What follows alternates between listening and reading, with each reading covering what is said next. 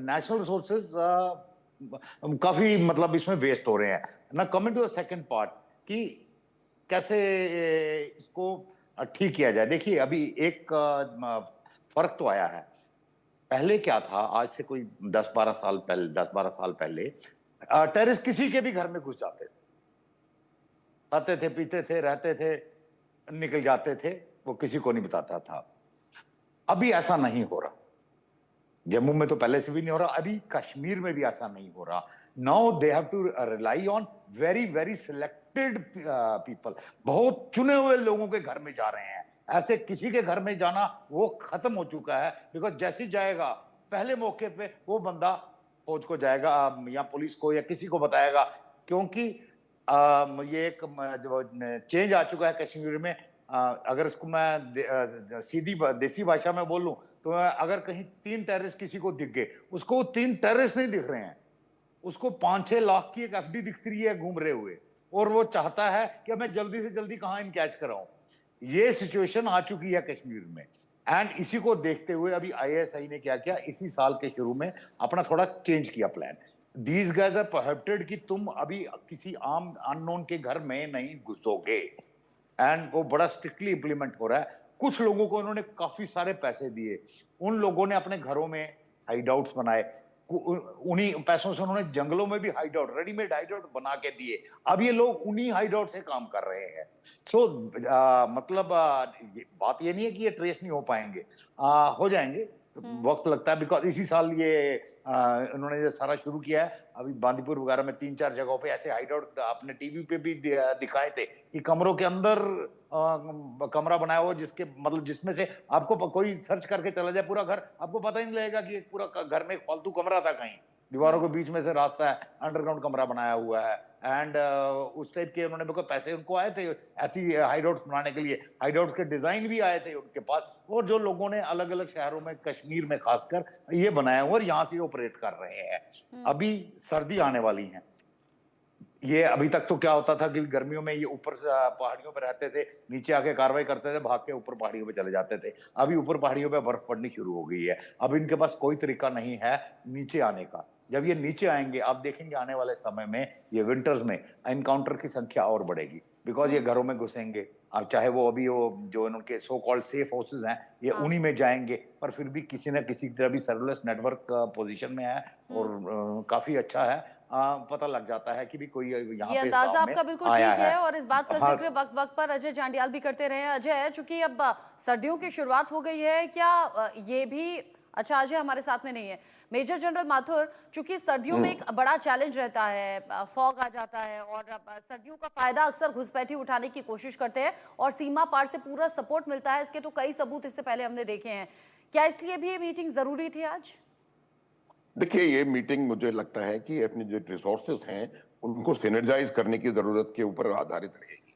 आप जहां तक प्रश्न वेदर का है, अगर ये जो वेदर है सेनाओं के लिए परेशानी है, सिक्योरिटी फोर्सेस के लिए परेशानी है, तो ये वेदर उससे कहीं ज्यादा बड़ी परेशानी टेररिस्ट के लिए है, क्योंकि सिक्योरिटी फोर्सेस वगैरह के पास अपना भेड़ बेदौल है, वो लोग उसके साथ काम कर सकते हैं, तो ये इसका असर नहीं पड़ने वाला है।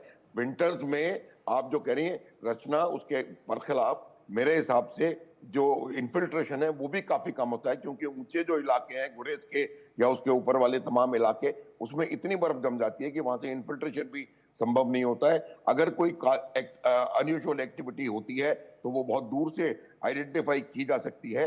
मेरा देखिए मानना ओवरऑल यही है कि जब तक आप अपने तमाम रिसोर्स, इतनी वहां पर आपके पास सिक्योरिटी फोर्सेस हैं, अगर वो मिलजुल करके काम करेंगी तो आप देखेंगे कि एकदम से वहां पर बहुत ज्यादा चेंज आएगा। लेकिन एक बात और मैं आपको बता दूं कि जिस प्रकार से पाकिस्तान की परिस्थिति उनके अपने देश में खराब होती चली जा रही है, तो मुझे लगता है कि एक समय वो बहुत जल्दी आने की संभावना है जब वो इन टेररिस्ट को यहाँ पर सस्टेन करने वाली परिस्थिति में भी शायद ना रहे, क्योंकि उनको बहुत ज्यादा दिक्कत आ रही है। तो अभी समय बिल्कुल राइप है और इस समय आपको एक बड़ा स्ट्राइक करके, ऑपरेशन को करके, इनके जो रूट्स हैं उनको ब्लॉक करके, जो साउथ से नॉर्थ का मूवमेंट है उसको खत्म करके, उनको जो जहां साउथ में है उसको साउथ में, जो नॉर्थ में है उसको नॉर्थ में, उनको वहां पर तबाह करने की जरूरत है।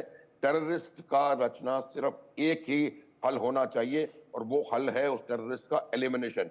कोई यहाँ पर ऐसा नहीं होना चाहिए कि आप टेररिस्ट आ गया, उसको जेल में आ गया, फिर वहां से वो इलेक्शन लड़ रहा है, ये कर रहा है, वो कर रहा है।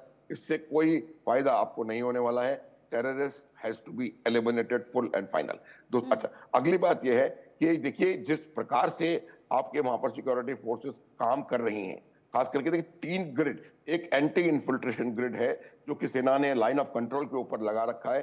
बहुत बेहतरीन तरीके से एंटी इन्फिल्ट्रेशन ग्रिड लगा हुआ है, वहां पर टेक्नोलॉजी का प्रयोग हो रहा है, वहां पर जो जवान है वो लोग फिजिकली वहां पर मौजूद हैं। उसके बाद काउंटर टेररिस्ट ग्रिड है जो कि इंटरलैंड में होता है। मैं यही बताने की कोशिश कर रहा हूं कि जो काउंटर टेररिस्ट ग्रिड है उसको एक बार फिर थोड़ा सा और एक्टिव होने की आवश्यकता है, क्योंकि उस ग्रिड के पास अपने local resources, local informers, local human intelligence होती है, और वो ह्यूमन इंटेलिजेंस को इकट्ठा करके और जो इन्फिल्ट्रेशन करके ऑलरेडी यहाँ ठीक आ बात चुके है। हैं उनकी खबर लें। 2024 के अगर आंकड़ों पर नजर डालूं तो ब्रिगेडियर जामवाल, आपका एंड कमेंट में छोटा सा इस पर चाहूंगी। 2024 के अगर आंकड़े देखें तो 24 जवान हमारे शहीद हुए हैं, जबकि 60 से ज्यादा आतंकी अभी तक ढेर हो चुके हैं, और ये ऑपरेशंस तो आए दिन चल रहे हैं। जैसे जैसे ऑपरेशन आगे बढ़ेंगे वैसे वैसे ये डेटा भी बढ़ेगा। लेकिन स्थानीय लोग जो कि डर जाते हैं इस तरह की घटनाओं से, टारगेट किलिंग जैसी घटनाओं से, वो पूछते हैं क्या कभी ये डेटा आना बंद भी होगा? हाँ, बिल्कुल होगा, बंद होगा। जहां से ये आग आ रही है, जब हम वहां जाके ये आग बुझाएंगे अपने पड़ोसी देश से, तो डाटा बदली हो जाएगा। डाटा आना मतलब डाटा इररिलेवेंट हो जाएगा, डाटा खत्म ही हो जाएगा। एंड उम्मीद है जल्दी होगा। That's all I can say. अखंड भारत की तरफ इशारा है क्या आपका? अखंड भारत तो बात की बात है, अभी तो खाली पाकिस्तान का टूटना बाकी है। अखंड भारत भी किसी दिन आएगा, बट अभी फिलहाल पाकिस्तान का जो इंटरनल इम्प्लोजन है वो ड्यू है। पाकिस्तान का इंटरनल इम्प्लोजन हुआ, जब पाकिस्तान ही नहीं रहा तो भैया आग जलाने की फैक्ट्री नहीं रही, तो डाटा इररिलेवेंट हो जाएगा, अपने आप ही इररिलेवेंट हो जाएगा, और जल्दी ही होने वाला आप है। बड़ी उम्मीद के साथ कह रहे हैं और ये इशारा भी दे रहे हैं कि बहुत जल्द होने वाला है, तो इंतजार कर लेते हैं उस मूवमेंट का। Major general Mathur, brigadier Jamwal, बहुत शुक्रिया आप दोनों का मेरे साथ में जुड़ने के लिए। साथ ही साथ मेरे सीनियर कुलीग अजय जांडियाल भी साथ में मौजूद थे, तमाम अपडेट हमारे दर्शकों तक पहुंचाए। आपका